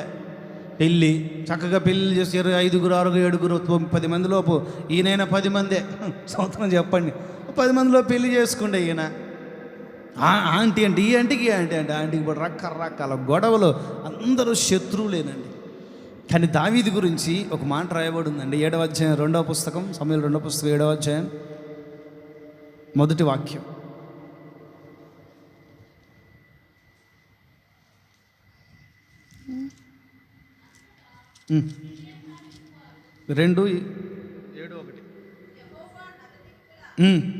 నల్లి దిక్కుల అతని శత్రువులందరి మీద అతనికి విజయమిచ్చి అతనికి నెమ్మది కలుగ చేసెను. కొట్టుగిటికేసే చెప్పట్లు గడ. నల్లు దిక్కుల దావీదుకు ఆ శత్రువులందరి మీద విజయమిచ్చిన యేసయ్య మీకు కూడా విజయమిచ్చుదురుగాక. మీకు అతని గురించిన చరిత్ర క్లుప్తంగా ఎందుకు చెప్పానంటే, మన కుటుంబాల్లో మీ కుటుంబాల్లో కూడా రకరకాలుగా ఉంటుంటారు. సరే, కుటుంబాల సంగతి వదిలేయండి, ఎప్పుడు ఉండేదే ఉండాలి. పిల్లి ఎలకను తరమకపోతే పిల్లికి సంతృప్తి ఉండదు. పిల్లిని చూసి ఎలక పరిగెత్తకపోతే ఎలకకు సంతృప్తి ఉండదు. అద్దిన ఉల్లిపాయలు అరగదు, ఇద్దిన ఎండి మొక్కలు అరగవు. అర్థమవుతుందా? ఉండాలి. ఫ్యామిలీస్లో మాత్రం ఉండకపోతే కష్టం. అత్తకి, కోడలికి అది యుగాంతం వరకు ఉంటుంది. అది విధి, అది అంతే. అది విధి, అది అంతే. దాని గురించి మనం వివరించలేం దాని గురించి. సరే, దీని గురించి వివరిస్తే అసలు మామూలుగా ఆత్మీయంగా మనకి శత్రువులు ఎవరు? ఆత్మీయంగా ఒక విషయం చెప్తా. మత్తయి సువార్తమానంలో మీరు జస్ట్ రాసుకునే వాళ్ళు ఫస్ట్ రాసుకోండి. మత్తయి సువార్తమానం 13వ అధ్యాయం 24 నుండి 30 వరకు ఒక ఉపమానం ఉంటుంది. 24 నుండి 30 వరకు ఒక ఉపమానం ఉంటుంది. 36 నుండి 43 వరకు ఆ ఉపమానం యొక్క భావం ఉంటుంది. చెప్పండి. 24 నుండి 30 వరకు ఉపమానం ఉంటుంది, యేసయ్య చెప్పిన ఉపమానం. 36 నుండి 43 వరకు ఆ ఉపమానానికి, ఆ ఉదాహరణకి భావం చెప్తాడు యేసయ్య. దానికి అర్థం చెప్తాడు. 36 నుండి 43 వరకు అర్థం. అది టిక్ చేసుకొని జస్ట్ ఇక నా వైపు చూడండి. ఇది ఇంక చదవాల్సిన పనిలే, అది చాలా చాలా ఉంటుంది మ్యాటర్. అది ఇక్కడ ఏం జరుగుతుందంటే చాలా జాగ్రత్తగా వినాలి. ఈ రోజుల్లో ఈ అంత్య దినముల్లో మనకు చాలా ముఖ్యమైన విషయం అది. హల్లెలూయా. బోరు కొట్టే వాళ్ళు కూడా హల్లెలూయా. అరే మజ్జిగ చేశారా? మజ్జిగ ఉందిలే, బోవు పెట్టలేకపోయినా నేను మజ్జిగనే ఇస్తాను. నేను ఇక్కడ ఏం జరుగుతుందంటే యేసయ్య ఒక ఉపమానం ప్రారంభించాడు. ఒక యజమాని ఉన్నాడు. చెప్పండి, యజమాని. ఆ యజమానికి ఒక పొలం, ఆ పొలంలో పనిచేసే పని వాళ్ళు. ఇది స్టోరీ. చెప్పండి అందరూ. యజమాని, పొలంలో పనిచేసే పని వాళ్ళు. ఇప్పుడు ఈ యజమాని లేదా పని వాళ్ళు చక్కగా ఒక సమయం, పంట వేసే సమయం వచ్చేసరికి గోధుమల పంట, ఆ విత్తనములన్నీ కూడా చల్లేసి దానికి సంబంధించిన ఏర్పాట్లు చేశారు. ఆ రాత్రి గడిచింది. ఆ రాత్రి నిద్రపోవడానికి ఎవరి దారిన వాళ్ళు చూసుకున్నారు. ఈ ఈ ఈ యజమాని అంటే గిట్టని ఒక శత్రువు. ఏంటో చెప్పండి, చెప్పాలి. ఆయన మనకి బలం ఎందుకు ఇస్తాడు? శత్రువుల్ని జయించడానికి. ఇతని గిట్టని ఒక శత్రువు ఉన్నాడు. ఆ శత్రువు ఇక్కడ గురుగులు అని ఉంది, కానీ నేను మూల భాష లేకపోతే ఆ డిక్షనరీలో చూశాను. కలుపు మొక్కలు. ఏంటి చెప్పాలి? ఇక్కడ గురుగులు, గురుగింజ, గురువింది విత్తనం అన్నట్లుగా గురుగులు అన్నట్లుగా ఉంటుంది, కానీ కలుపు మొక్కలు. ఆయనను శుభ్రంగా కలుపు మొక్కలు బీకేసి అవన్నీ సెట్ చేసుకున్నాడు. వీళ్ళు వచ్చి కలుపు మొక్కలు వేద్దామని శత్రువు వచ్చి కలుపు మొక్కలకు సంబంధించిన చల్లేశాడు. ఏం చల్లేశాడు చెప్పాలి? కలుపు మొక్క. దేనికి ప్రయోజనం? మొక్కే అది మొక్కే, కానీ ఎవరికి? ముఖ్యంగా పంటకి అసలు ప్రయోజనకరంగానే ఉండదు. పైగా దాని సారం ఇది తీసుకుంటాం, దాని బలం, దాని స్ట్రెంగ్త్ ఇది తీసుకుంటాం. వేలు త్వరగా వ్యాపిస్తాయి దానికి. పక్క చెట్టుకు వేలు అల్లుకున్నాయని అంటే దీన్ని బీకితే అవి కూడా పైకి వస్తుంది అన్నట్లుగా ఈ కలుపు మొక్కలు చాలా ప్రమాదకరం. సరే, కలుపు మొక్కలు నాటేసి మొత్తం అంత గందరగోళం కలుపు మొక్కలు నాటేసి శత్రువు వెళ్ళిపోయాడు. ఉదయం వచ్చి లేకపోతే కొంతకాలానికి మొలకలు చూస్తే రెండు కలిసి మొలిచినాయి. అప్పుడు యజమానుడి దగ్గర, అయ్యా పొరపాటు అయిపోయిందయ్యా, గోధుమలు వేసాం కదా మనం, మరి గురుగులు ఎక్కడి నుంచి వచ్చాయి, కలుపు మొక్కలు ఎక్కడి నుంచి వచ్చాయి అని అంటే యజమానుడు పీస్ఫుల్గా అంటాడు, ఇది శత్రువు చేసిన పని. స్పష్టంగా ఉంటుంది అక్కడ, స్పష్టంగా ఉన్న తర్వాత చూసుకోండి. ఇది శత్రువు చేసిన పని. ఎవరు చేసిన పని? అందరు చెప్పండి వెనకాల వాళ్ళు. శత్రువు చేసిన పని. మరేం చేయరా? పీకేయమంటావు? లేదు. చాలా జాగ్రత్తగా వినాలి. ఈ కలుపు మొక్కల్ని పీకేటప్పుడు ఒరిజినల్ మొక్కలు, చిన్న చిన్న పేలికల మొక్కలు అవి, దానికి కూడా ఎఫెక్ట్ వచ్చిందంటే పంట నష్టం అవుతుంది. పెరగని పెరిగేటప్పుడు, పెరిగిన తర్వాత పంట కోతకాలం ఒకటి వస్తుంది. ఆ కోతకాలం వచ్చినప్పుడు ఈ గురుగులన్నీ, కలుపు మొక్కలకు సంబంధించి ఇవన్నీ తీసేసేసి మంటల్లో పడేద్దాం. ఏడన్నా ఏమండి, ఈ గోధుమలకు సంబంధించినవన్నీ తీసి కొట్లల్లో కూర్చుదాం. దాని భావం 36 నుంచి ఉంటుంది. ఇప్పుడు నేను చెప్పేది ఏంటంటే, యేసయ్య తాను తన సేవ ప్రారంభించినది మొదలుకొని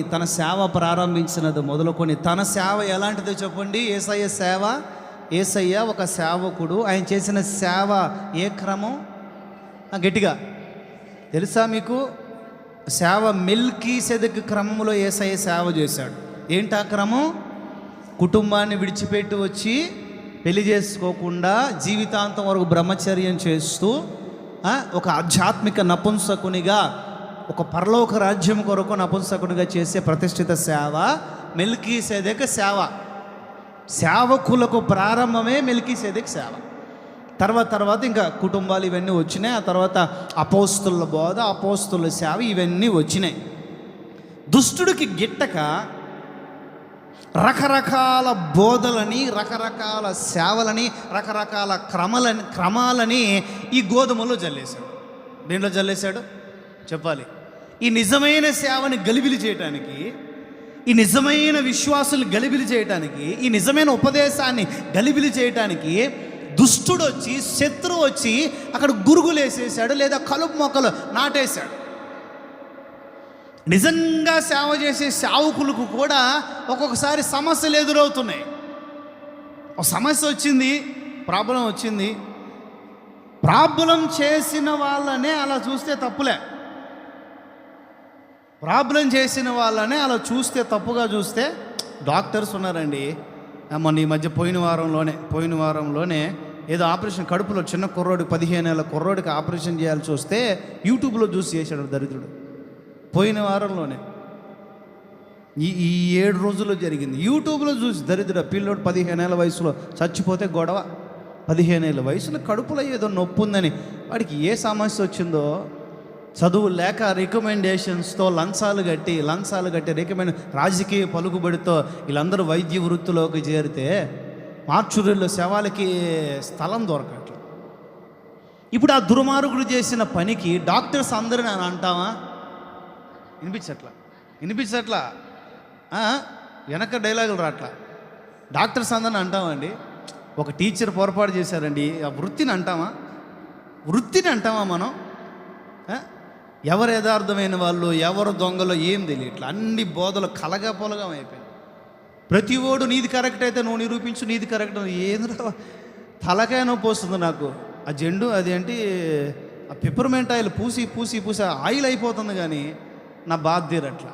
కలగాపులగం అయిపోతున్నాయి బోధలు. నీ బోధ కరెక్టా, నా బోధ కరెక్టా? బాబు, మీ ఇద్దరు బోధ తప్పే. అసలు నీది కరెక్టా అని పోరాడే ఆ వితండవాదాలే తప్పు. ఆ వితండవాదమే తప్పు. నాది కరెక్ట్ అని RCM వాళ్ళు అంటారు. ఏమనంటే వాళ్ళు కూడా బ్యాచులర్లే, కానీ కొలిసేది ఎవరిని? మేరీ మాతను. అది నిజమా తప్ప ఒప్పండి? అది తప్పు కదా. మాది కరెక్ట్ అంటారు, మేము పరలోకానికి పోతాం అంటారు. యేసుప్రభువే గొప్పోడైతే ఆయన కన్న తల్లి ఇంకా పునీత కదా అంటారు వాళ్ళు.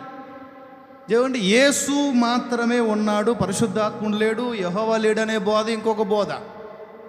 యెహోవా మాత్రమే దేవుడని, యెహోవా సాక్షులని చెప్పుకొని తిరిగే, యెహోవా మాత్రమే దేవుడు, యేసు లేడు, పరిశుద్ధాత్ముడు లేడని చెప్పుకొని తిరిగే బోధ ఇంకొకరిది. ఒక ఆయన నేను ఈ రోజుల్లో పుట్టిన ఏలియా అంటాడు. మేమండి రకరకాలు, మీకు తెలియదు అనుకోండి.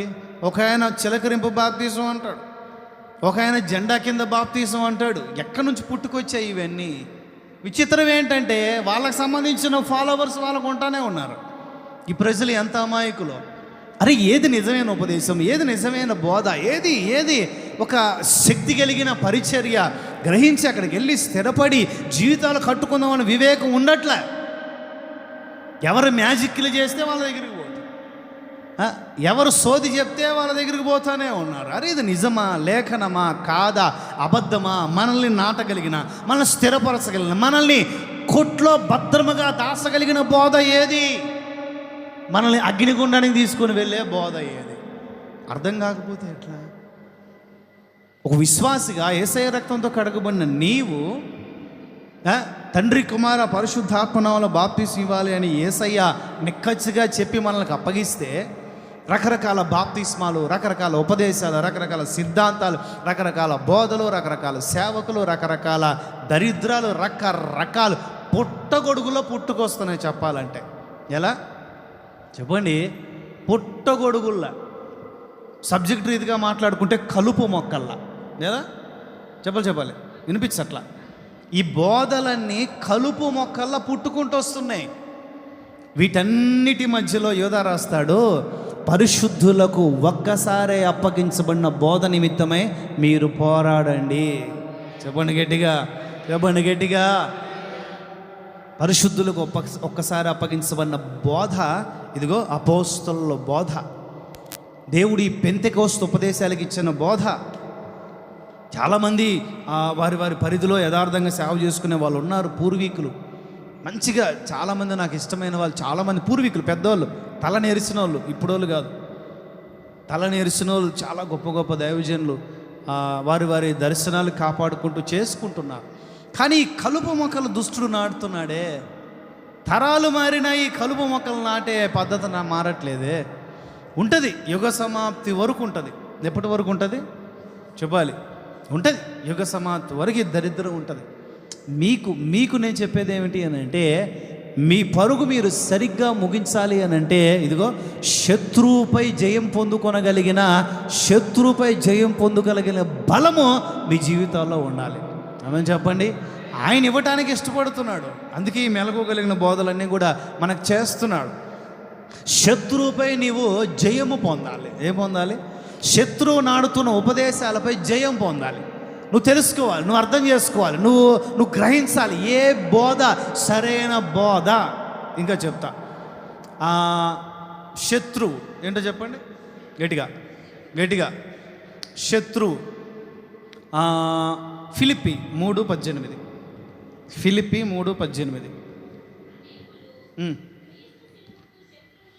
ఇది చూడండి, ఇది మతోన్మాదం.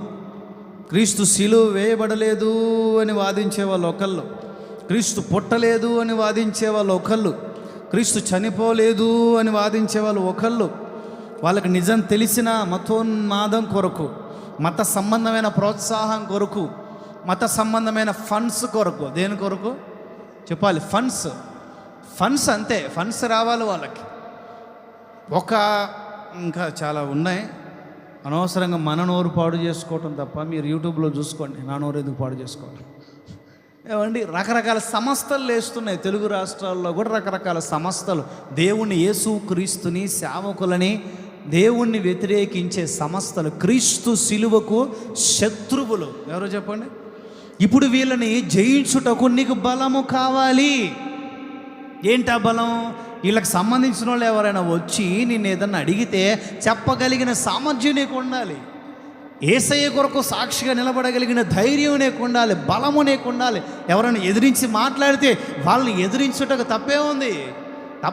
వాళ్ళని అడుగుటకు నీకు మతోన్మాదం వ్యాపించుకుంటూ, ఈ కలుపు మొక్కలు వ్యాపించుకుంటూ వెళ్తున్నాయి. కులాలు, మతాలు, వ్యవస్థల మధ్యలో గొడవలు పెట్టుకుంటూ వ్యాపించుకుంటూనే వెళ్తున్నాయి.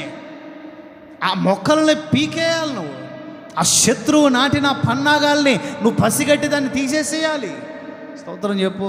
నువ్వు జయించాలి శత్రువుని. ఆమె చెప్పు. మతోన్మాద శత్రువులు నువ్వు జయించుదువుగాక, నామమాత్రపు బోధలను నువ్వు జయించుదువుగాక, సత్తువ కలిగిన బోధలను జీవితం, కుటుంబం నాటబడును గాక. ప్రభువు చెప్పు గట్టిగా. తింటారా గట్టిగా. ఒక్క విషయం,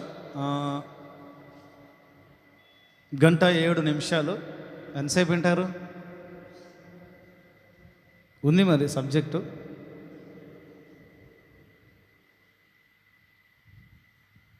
సరే, టూకీగా కొన్ని విషయాలు చెప్తాను. నిద్ర వస్తుందా? నిద్రపోయినా నేనేమన్నా వదిలేస్తాను. తిమోతి 2:4:17. పౌలు బ్రాకెట్లో దుష్టుని నోట నుండి తప్పించుటకు. నోట నుండి అన్నది కోట్ చేసుకోండి.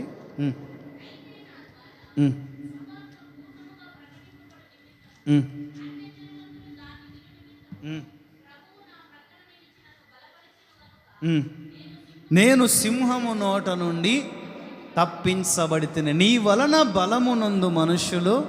చెప్పాలి, యేసయ్యా నీ వలన బలమునందు మనుష్యులు ధన్యులు. ఏలియాని యేసయ్య బలపరిచాడు. పరుగు విజయకరంగా పరుగెత్తగలిగాడు, ముగించగలిగాడు.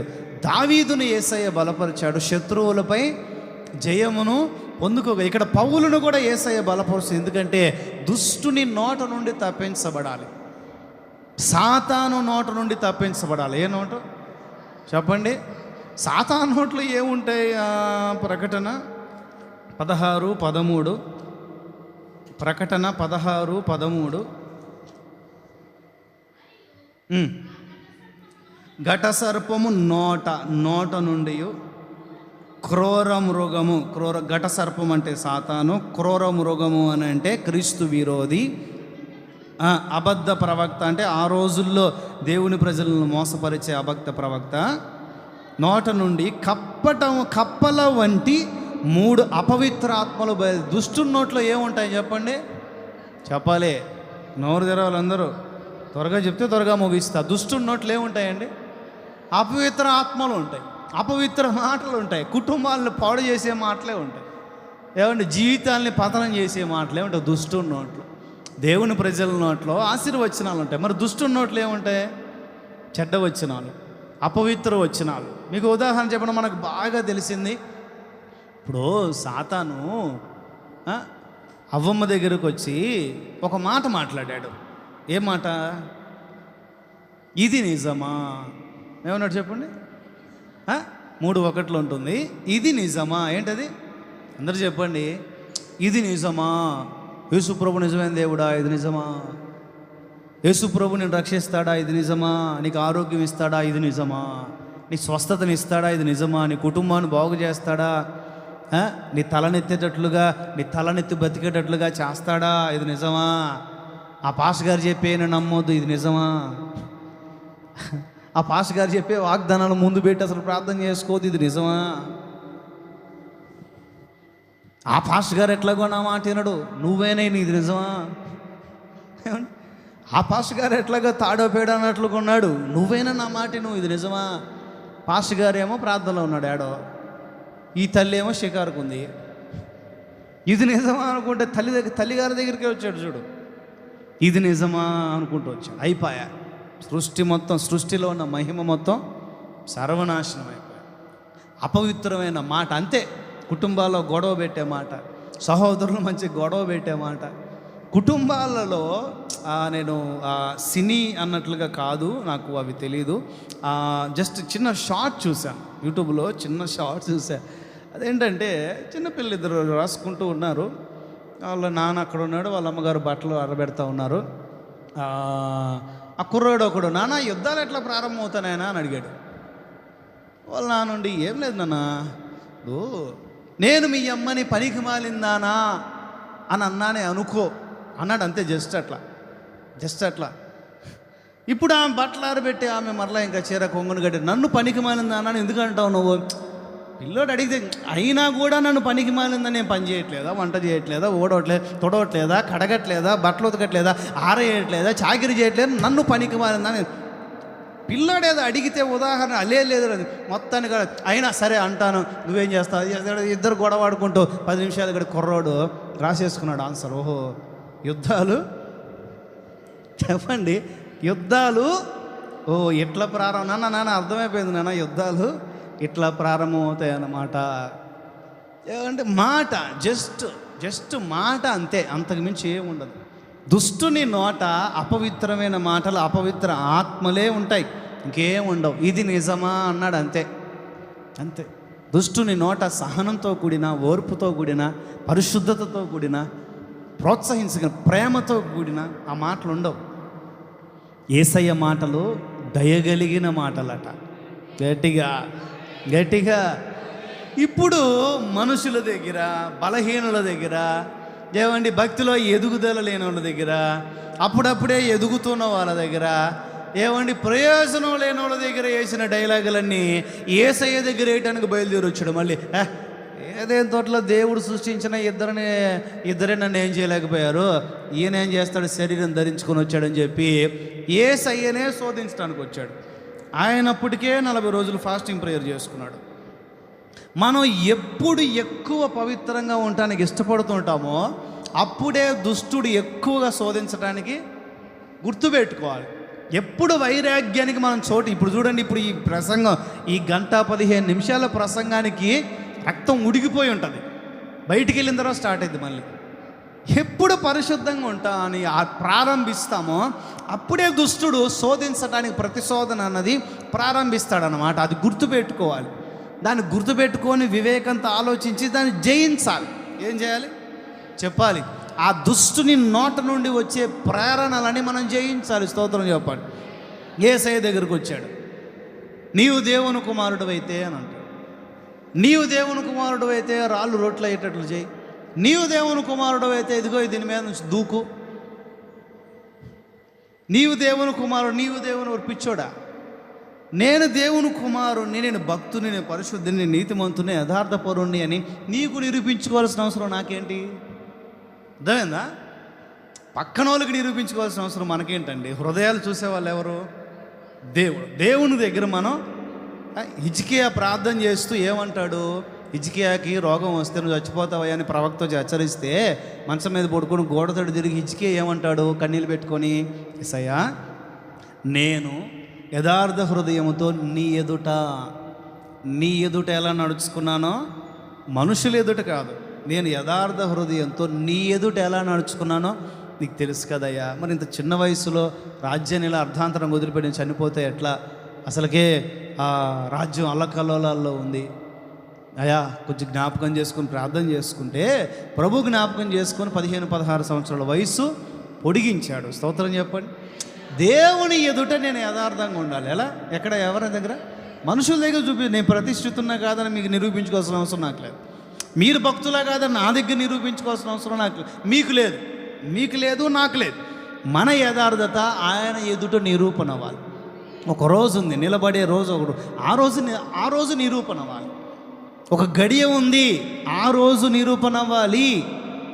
అప్పటి వరకు మన భక్తి మనదే, మీ భక్తి మీదే, నా సేవ నాదే.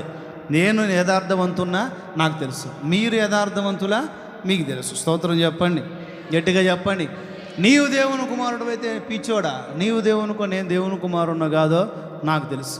ఈ రాళ్ళన్నీ రొట్టెలు చేస్తే మరి రాళ్ళు ఏడ నుంచి వస్తాయి? శిలలు చేయాలి, శిల్పాలు చేయాలి, లేకపోతే గుడులు కట్టాలి. గుడులు అని అంటే మనం చూసే ఇవి కాదు. ఆ రోజుల్లో యెరూషలేముకి సంబంధించి మందిరాలు కట్టాలి. ఇవన్నీ రాళ్ళకే కదా పని. ఇవన్నీ రొట్టెలు అయిపోతే మరి ప్రజలు దేవాలయాలు ఎట్లా కట్టుకుంటారు? ఇల్లులు ఆ రోజుల్లో రాళ్ళతోనే కదా ఇల్లులు ఎలా కట్టుకుంటారు? గుడారాలు వేసుకుని బతుకుతారు, మా దేశంలో పోయి అన్నాడు. నీవు దేవుని కుమారుడు అయితే ఈ దేవాలయం నుంచి దూకు. కాలు జారి పడిపోతే కాపాడుతాడు, కానీ కావాలని దూకితే ఎవడు కాపాడుతాడండి? అర్థమైందా? కాలు జారి కింద పడితే ఏదో ఒక కొమ్మో ఏదో ఒక చెక్కో దేవుడు చేతికిచ్చి కాపాడుతాడు, కానీ కావాలని దూకితే ఎవడని కాపాడుతాడండి?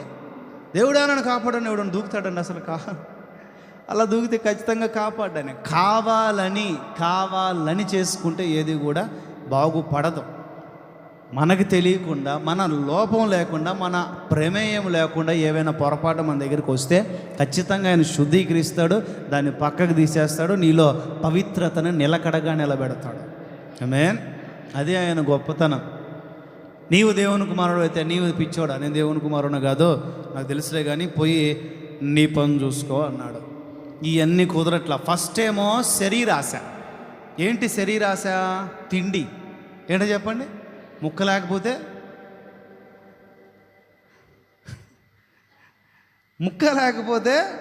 ముద్ద దిగదు. శరీరాశ. ఈ రాళ్ళ నీరు అప్పటికే ఫాస్టింగ్ ప్రేయర్లో ఉన్నాడు ఆయన. దాహము, ఆకలి ఎంత బాగా పేగులు అరుస్తూ ఉంటాయి. శరీరాశ. ఆ తర్వాత జీవపు డంబం. దేవాలయం మీద నుంచి దూకును, మహాభక్తుడు కదా, నీకు రెక్కలు వస్తాయి, దేవదూతలు వస్తారు, నీ పాదాలకు రాయదగల. జీవపు డంబం ఏంటి? గర్వం, భక్తి గర్వం ఉండకూడదు. చివరిగా నేత్రాశ. లోకమయమంతా చూపించుదిగో ఇదంతా నాదే. బైబిల్ చెప్తుంది వాడు అబద్ధికుడు. ఎవరండి? వాడు అబద్ధికుడు, అబద్ధానికి జనకుడు. వాడు అబద్ధికుడు, అబద్ధానికి జనకుడు అయితే వాడు నీకు నిజం ఎందుకు చెప్తాడు? ఎవరు నువ్వు? నేను ఫలానా కొండ మీద. వాడు నిజం ఎందుకు చెప్తాడు? ఆ కొండ మీద ఉన్న వాళ్ళని అవమానిస్తానికి. కాకపోతే వాళ్ళ మతానికి సంబంధించిన వాళ్ళని రెచ్చగొట్టి నీ మీదకి అనవసరంగా తీసుకురావడానికి వాడు నిజం చెప్తాడండి?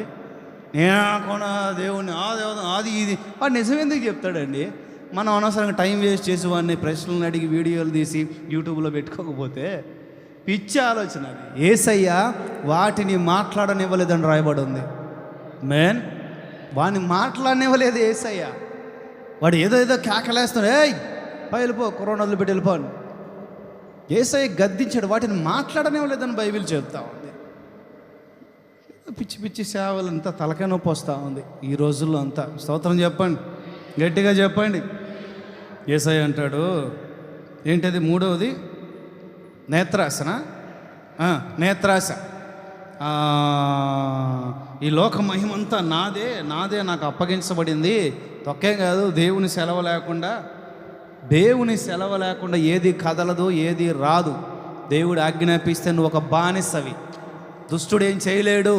నిన్ను ఇంచు కూడా కదిలించలేడు. వాడొక బానిస అంతే, వాడొక బానిస. దేవుడు నిన్ను పరీక్షించడానికి ఆడికి పర్మిషన్ ఇస్తే వాడు వచ్చి ఏదో చేస్తాడు. వాడొక బానిస అంతే. దేవుని సెలవు లేకుండా ఏమి జరగదు ఈ ప్రపంచంలో. యుద్ధాలైనా కరువులైనా సమస్యలైనా దేవుని సెలవు లేకుండా కూడా ఏది జరగదు. దేవుడు వాడికి సెలవిస్తాడు, ఒరే సావు రాయట అని. వాడు సావు ఏదో వాడు చస్తాడు, ఏదో నేను చేశానని ఏమండి బిల్డప్ ఇచ్చుకుంటూ తిరుగుతూ ఉంటాడు. జీవపు డంబం. యేసయ్య అంటాడు, పిచ్చోడా, ఈ సృష్టిని సృష్టించిందే నేను, ఈ సృష్టికి లీడర్ని నువ్వని చెప్పుకొని తిరుగుతాను, నేను నమ్ముతాను అనుకున్నావా? మర్యాదగా నన్ను వదిలిపెట్టిపో, నేను కళ్ళు తెరిచి చూసేలోపు నువ్వు నా కళ్ళ ముందు కనపడ్డావంటే ఈరోజు నరకంలో పడేస్తా. కళ్ళు తెరిచి చూసేందుకు వాడు లేడు. స్తోత్రం చెప్పండి, గట్టిగా చెప్పండి, స్తోత్రం చెప్పండి. బలము మనకి ఎందుకు అని అంటే దుష్టుని జయించుటకు. ఏంటో చెప్పండి, దుష్టుని నోట, ఏంటది గట్టిగా, నోట నుంచి వచ్చే దుష్టుని నోట నుండి వచ్చే అపాయాల నుండి మనం విడుదల పొందాలి లేదా జయించబడాలి. ఆమెను చెప్పండి. లేచి నిలబడి ప్రార్థన చేసుకుందాం. నీ వలన బలమునందు మనుష్యులు ధన్యులు. స్తోత్రం చెప్తూ ప్రార్థన చేసుకుంటూ అందరం మనసు